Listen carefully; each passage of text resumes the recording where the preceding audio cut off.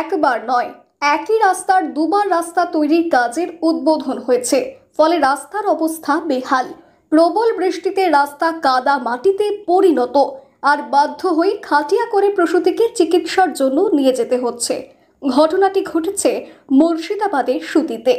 মুর্শিদাবাদের সুতি এক ব্লকে গ্রামাঞ্চলের সাধারণ মানুষ যাতে পথশ্রী প্রকল্পের রাস্তা ব্যবহার করে উপকৃত হতে পারেন, সেই উদ্দেশ্যেই রাজ্য সরকার প্রায় ১.৫ বছর আগে সুতি এক ব্লকের হারুয়া গ্রাম পঞ্চায়েতের প্রত্যন্ত বারাইপুর গ্রামে প্রায় ১ কিলোমিটার রাস্তা তৈরির জন্য ৩৯ লক্ষ টাকা বরাদ্দ করেছিল।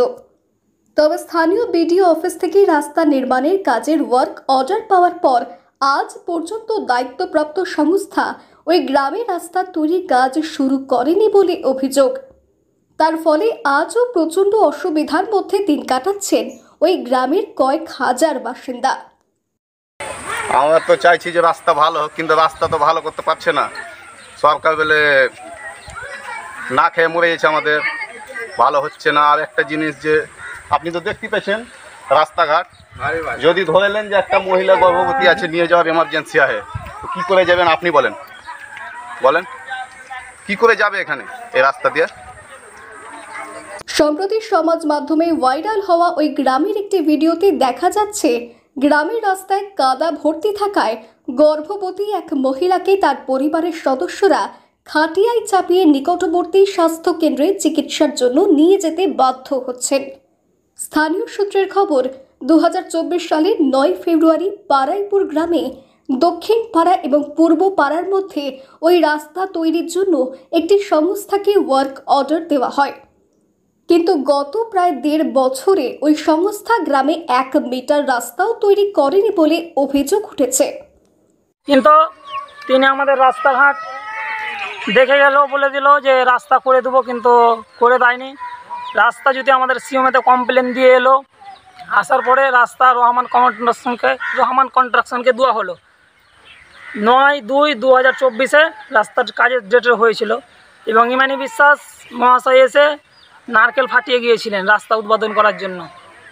এখন পর্যন্ত আমাদের কোনো রাস্তা হয়নি এবং কাদা হয়ে আছে, অ্যাম্বুলেন্স আসছে না, সবজিওয়ালা যেতে পারছে না, মানুষ সবজি কিনে খেতে পারছে না। আর তার ফলে অল্প বৃষ্টিতে গ্রামের রাস্তা ১ হাঁটু কাদায় ডুবে থাকে। গ্রামের কোনো মানুষ অসুস্থ হয়ে পড়লে সেখানে অ্যাম্বুলেন্স বা অন্য কোনো গাড়ি ঢুকতে পারে না। ফলে অনেক সময় গ্রামের লোকজন খাটিয়া করে পরিবারের অসুস্থ সদস্যদের চিকিৎসার জন্য নিকটবর্তী স্বাস্থ্যকেন্দ্র বা হাসপাতালে নিয়ে যেতে বাধ্য হন। গ্রামবাসীরা জানান, ওই এলাকায় একটি স্কুল ছাড়াও ছোটখাটো প্রচুর দোকান রয়েছে। রাস্তা খারাপ থাকার জন্য ছাত্রছাত্রীদের স্কুলে যেতে গেলেও ১ হাঁটু কাদা পার করে যেতে হয়।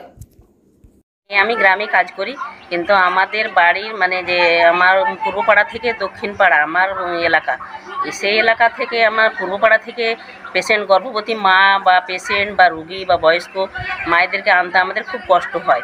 তো গর্ভবতী মাকে আমাদের খাটে করে নিয়ে আসতে হয়। তো আমাদের রাস্তা বিচ্ছিন্নর জন্য আমরা সব কিছু পরিষেবা করার পরেও আমরা হতে পারে যোগাযোগ বিচ্ছিন্নর জন্য আমাদের এখান থেকে সাব সেন্টার হসপিটাল হচ্ছে বারাইপুর থেকে ২০ কিলোমিটার দূরত্ব। তো গাড়ি না পাওয়ার সুযোগে আমরা তখন কি করি, আমাদের আসতে পারে না, রাস্তা যোগাযোগ বিচ্ছিন্ন, তার জন্য আমাদের তখন বাড়িতে হোম ডেলিভারি হয় খাটে করে। মুর্শিদাবাদ থেকে কৌশিক অধিকারের রিপোর্ট, লোকাল 18 বাংলা।